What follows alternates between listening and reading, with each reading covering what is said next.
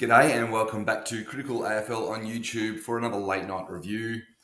After a pretty impressive effort from West Coast before eventually going down to Geelong, who finished a late burst of goals that turned the contest into a bit of an unflattering result, for me anyway.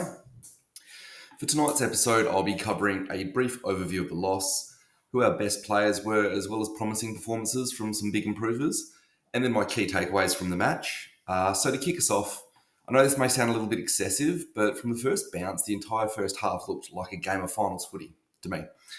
We might have notched up our first win a couple of weeks ago against St Kilda, but I think tonight was by far our best performance all year. Unfortunately, Geelong turned up tonight without even a hint that they travelled across to WA to take us lightly, and they just went toe-to-toe with our output pretty much all night. During the first half, Oscar Allen was close to the most influential player on the ground, probably neck and neck with Max Holmes' output for Geelong just during that period.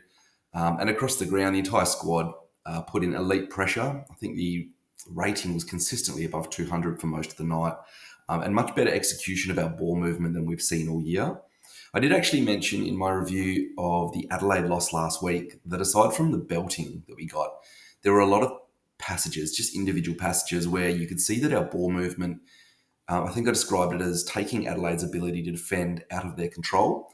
And I think those glimpses last week turned into a much more consistent performance across at least 3.5 quarters this week, if not the entire game. Ultimately, though, it was the Cats' ability to finish that blew us out a little bit. Even when we came within a goal late in the game, it just felt like there had just been tiny patches earlier when Geelong had snatched quick goals in succession that really hurt our ability to make a comeback. And then by the end of the game, they ran out the last 10 minutes with a whole period of those quick goals. So getting into our best players for the match, I've got 3 guys in mind who were a bit of a photo finish for me. Liam Baker and Elijah Hewitt, at least especially. And then Oscar Allen probably just slipping behind those two with a quiet first quarter. Liam Baker had a massive night out. He racked up 29 disposals, which is actually the equal most of any of our players that they've had all year. I did a quick check as I wrote that note down, and Tim Kelly had 29 touches against Brisbane in round 2. But other than that, Baker accumulated some decent numbers, which is something I've been saying I've been concerned about this year.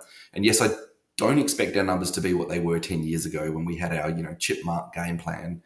But I still think it's important that we have guys who can keep the footy in our hands, which is what Baker did tonight. And other than being at the top of our list, I do tend to describe Baker and his best games under the umbrella of being one of our known quantities, just to avoid describing the same strengths week in, week out. He did have one very bad moment deep in defence where he got himself run down, and it was pretty long period that he was unaware there was someone behind him. But overall, he was my most impactful player for the evening. Right alongside him was Elijah Hewitt for me. His numbers were decent with 19 disposals and an unbelievable goal that we're getting pretty used to seeing from Hewitt. But there was a heap of moments aside from those stats that constantly take me by surprise or impress me massively. I think I saw at least 3 or 4 deft taps at crucial moments that opened the field up for us. And his tackling, I think, is the benchmark for our side, even ahead of Jack Graham.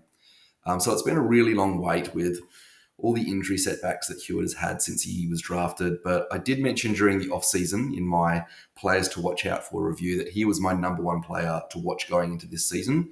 And I'm actually absolutely stoked to see him exceeding those expectations that I personally mentioned, I think back in December of 2024. Like I said, Oscar Allen probably slipped a nose behind those two in the last quarter. But early in the game, he broke the game open for us. He finished with 4 goals in total. 3 of those were in the first half, but he also had another goal assist that was basically his goal in the first quarter, and he ended up with a total of 6 score involvements. It's really pleasing for me, especially, I'm sure for every fan, to see Allen back to his best. I listened to his one-on-one podcast on Coast to Coast, which is the West Coast Eagles podcast, I think a few weeks ago now.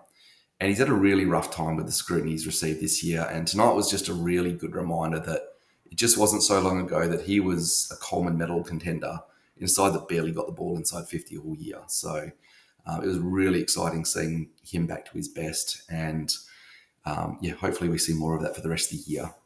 I also thought Ruben Jimby wasn't far off that top tier of players for us, with a really clever matchup against Jeremy Cameron all night. I think it's not the first time he's matched up on Cameron, but I think it is the first time he's matched up him from the first bounce. I know I said this about Harry Edwards on Tom Lynch a few weeks ago against Richmond, but despite Cameron kicking 4 goals, I actually thought Jimby won the overall tally of one-on-one battles with Cameron, who was in unreal form himself tonight and had a ton of supply. What's really interesting about Jimby lining up on Cameron is that even though he gives away, I think it's 5 centimetres in height and probably a ton of reach on top of that, he's actually able to make up for that with his leap and his strength. And most importantly, Cameron has a habit of exploiting his running power against traditional key defenders. And Jimby was just having none of that tonight. He matched Cameron's work up the ground step for step and beat him in a handful of contests in the air as well. But Geelong has a really impressive system going inside 50, probably the best in the comp. And it just only took a few bad moments as well as one terrible non-call from the umpire in the last quarter for Cameron to end up with a small bag of goals. But yeah, really impressive night from Ruben Jinby, and another feather in his cap that he is now being matched up in that way on key defenders of the opposition. Other best players for us tonight included Jack Graham, Tim Kelly, Harley Reid, and I think Tyler Brockman. All guys I could probably gloss over by describing their performances as pretty non-quantity efforts. I think even Brockman now, just after the last few weeks that he's had. But I think the important thing for me was how small the number of players were that didn't play well or play their role poorly, which is a bit of a general pat on the back for everybody in the team and a big team effort, and probably to the system that Andrew McWalters implemented this year, along with, I suppose, all the staff that have been supporting him. But that does bring me to my key takeaways. And firstly, I think we have this is the first key takeaway, that we have a much better second half of the season waiting ahead of us. Now, I'm not sure that that's a revelation to anyone that was watching tonight, but I read an article, I think, last week that showed, based on data, that we have the hardest fixture of any team this year.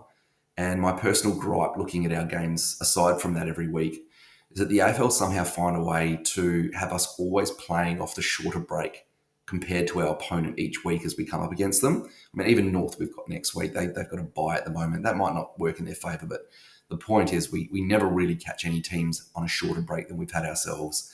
And it just doesn't help our cause when we're searching for wins during a rebuild.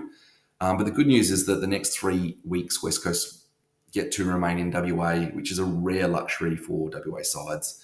And if we can replicate our performance tonight, I expect that the second half of the season we'll have a handful of wins to make up for that one that we've managed so far. My second key takeaway is that even though it sucks to have our 3 best players missing with injury, and I did mention this last night in the Waffle Review, the opportunity that creates for our younger guys will probably pay us back in the long term. With Jake Waterman done for the season now, there's depth in Archer Reid, and most importantly, Jack Williams, who I really don't like seeing out of our 23, just because in a few years' time from now, it's his signature we're going to want locked away at the club long term. And the same goes for our mids and key defenders who have all started swimming after being thrown in the deep end. I think for me, the worst loss out of the 3 best players that we've got missing is probably Elliot Yeo, because it did expose guys like Tim Kelly and Harley Reid earlier in the season. Reid especially, who you could see was a bit of a protege of Yeo, and I think I heard him call Reid one of his little minions in an interview last year. So that probably was the most detrimental of the 3, because it does impact the guys that are still playing. But either way, it just looks like the entire list of new players have risen to the challenge lately. And I've seen the development of our squad in both the AFL and the Waffle take massive leaps this year, which pretty much wraps up my reviews for the weekend. If you haven't already seen it, there was a lot of really impressive observations for our Waffle team in my review yesterday. And if you're also not already a subscriber to this channel, please consider hitting that subscribe button, as my reviews of both the AFL and Waffle sides come out every week. And you won't miss any of them if you're following the channel. The Waffle reviews especially do come with my predictions for who I expect to come in and out of the side based on those performances. And they've been pretty accurate so far. I don't want to go too hard on that, but it's been working out, the reviews there. So if you haven't subscribed already, check them out. Otherwise, as always, thank you to everyone for tuning in, and I'll hopefully see you all again next week for our away game in Bunbury on Sunday against the Roos, and then our Waffle Eagles match the day before against the Perth Demons. And until then,